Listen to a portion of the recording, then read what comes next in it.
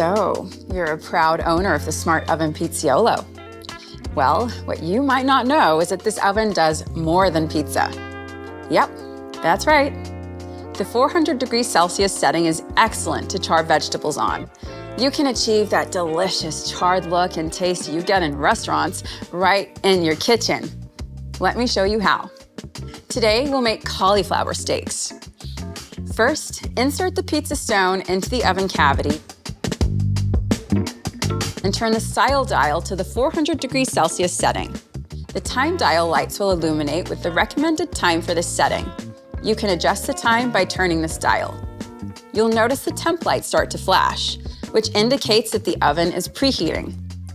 Once the temp light stops flashing and stays on, the oven is ready for use. Now that our cauliflower is ready for charring, grab the pizza peel to place the cauliflower steaks directly onto the pizza stone. Don't use the peel if you're using the pizza pan, and always remove its handle.